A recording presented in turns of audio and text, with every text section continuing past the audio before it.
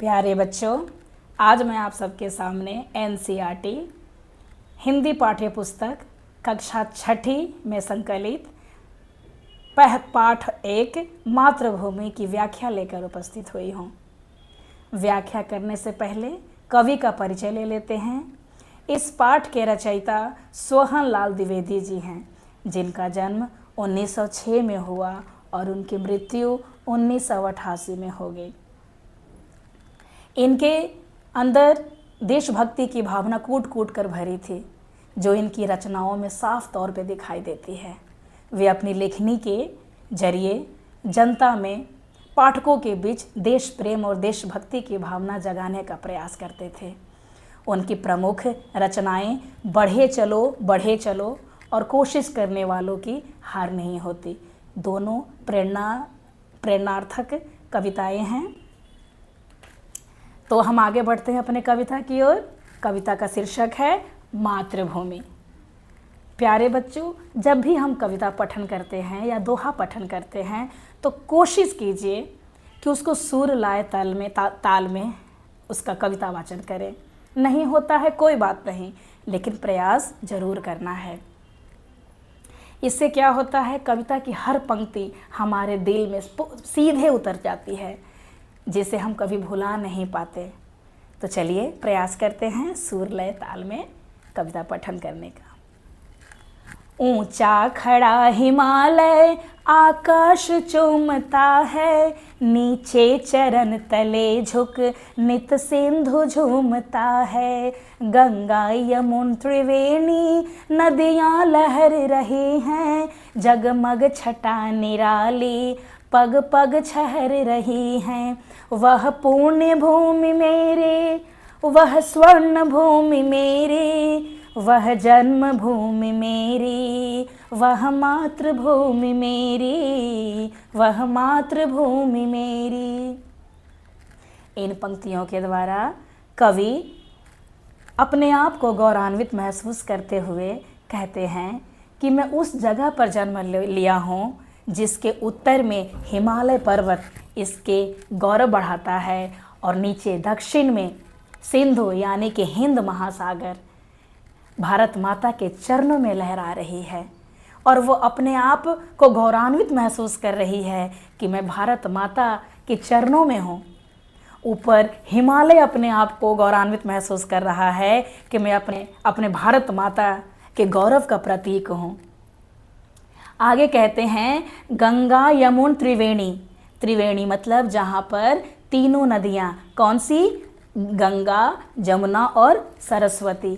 जहाँ तीनों नदियाँ मिलती हैं उस जगह को त्रिवेणी बोलते हैं। क्या बोलते हैं? त्रिवेणी बोलते हैं। और ये त्रिवेणी कहाँ जाकर मिलती है? प्रयागराज में। यह वही प्रयागराज है जहाँ पर कुंभ का मेला हुआ था। तो ऐसी जगह पर जहाँ इतनी पवित्र नदियाँ हैं, इसके उत्तर में हिमालय अपनी गौरव गान कर रहा है, नीचे हिंद महासागर भारत माता के चरणों में अपने आप को गौरवान्वित महसूस कर रही है, लहरा रही है, इतरा रही है। तो ऐसी जगह को कवि कहते हैं कि उस पवित्र जगह पे मैं जन्म लिया हूँ। वह स्वर्ण भूमि में मेरा जन्म हुआ है। वह ऐसी मेरी जन्मभूमि है जहाँ पर ये सब हो रहा है। आगे कहते हैं झरने अनेक झरते जिसकी पहाड़ियों में, चिड़ियाँ चहक रही है हो मस्त झाड़ियों में। अमराइयाँ घनी है कोयल पुकारती है, बहती मलय पवन है तन मन संवारती है। वह धर्म भूमि मेरी, वह कर्म भूमि मेरी, वह जन्म भूमि मेरी, वह मातृभूमि मेरी, वह मातृभूमि मेरी। इन पंक्तियों के द्वारा प्राकृतिक सौंदर्य का वर्णन करते हुए कवि कहते हैं कि उस जगह पे मेरा जन्म हुआ है जहाँ पर चारों तरफ प्रकृति अपना सौंदर्य बिखेरे हुए है। खूबसूरत पहाड़ियों पर चारों तरफ हरियाली है, झाड़ियों से पक्षियों की चहचहाने की आवाज़ आ रही है। अमराइयाँ घनी हैं, यानी कि आमों का बगीचा है जिसमें से कोयल कूक रही है। कोयल की मधुर आवाज़ मन को गुदगुदा रही है। ठंडी ठंडी हवा बह रही है जिससे मन मदमस्त हो गया है। बहती मलय पवन है, तन मन संवारती है। तन और मन दोनों खुश हो गया है, मदमस्त हो गया है। ऐसी जगह को बोलते हैं वह धर्म भूमि मेरी, वह कर्म भूमि मेरी, वह जन्म भूमि मेरी, वह मातृभूमि मेरी।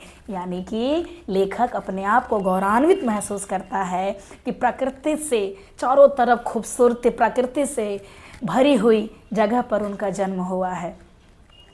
धर्म भूमि और कर्म भूमि, जन्मभूमि में अंतर मैं आपको बता देती हूँ। जहाँ पर मातृभूमि किसे कहते हैं? जहाँ पर हमारा जन्म होता है। जन्मभूमि ही हमारी मातृभूमि है। और कर्म भूमि अपनी भारत माता के लिए जो हम कर्म करते हैं, इसकी आन बान शान को बनाए रखने के लिए, या फिर जहाँ पर हमें रोज़गार मिलता है, रोजी रोटी मिलती है, तो इसे हम कर्म भूमि कहते हैं। और अपने देश की, भारत माता की आन बान शान को बचाए रखने के लिए जो हमारा कर्तव्य है और जो हम अपने कर्तव्य की राहों पे चलते हैं, उस कर्तव्य को धर्म भूमि कहते हैं। क्योंकि हमारे देश की रक्षा करने की जिम्मेदारी किस पर है? हम पर है। तो इसकी रक्षा करने का धर्म कौन निभाएगा? हम निभाएंगे। हमारा परम कर्तव्य होना चाहिए देश रक्षा। आगे कहते हैं, जन्मे जहाँ थे रघुपति, जन्मी जहाँ थी सीता, श्री कृष्ण ने सुनाई वंशी पुनीत गीता। गौतम ने जन्म लेकर जिसका सुयश बढ़ाया, जग को दया दिखाई, जग को दिया दिखाया। वह युद्ध भूमि मेरी, वह बुद्ध भूमि मेरी, वह मातृभूमि मेरी, वह जन्मभूमि मेरी, वह जन्मभूमि मेरी। इन पंक्तियों में भी अपने आप को गर्व महसूस करते हैं और कहते हैं कि मेरा जन्म वहाँ हुआ जहाँ पर मर्यादा पुरुषोत्तम राम ने जन्म लिया, जहाँ माता सीता का जन्म हुआ, जहाँ पर प्रभु कृष्ण ने भगवत गीता का पाठ पढ़ाया, जहाँ पर महान गौतम बुद्ध का जन्म हुआ, जिन्होंने अहिंसा को अपनाया और पूरे विश्व को दया की राह दिखाई। तो मेरी जो जन्मभूमि है, युद्ध भूमि है, बुद्ध भूमि है और मातृभूमि भी है। तो मुझे इस अपनी भूमि पर, अपनी भारत माता पर, अपनी मातृभूमि पे गर्व क्यों न महसूस हो। तो प्यारे बच्चों, इस पाठ से हमें क्या शिक्षा मिलती है?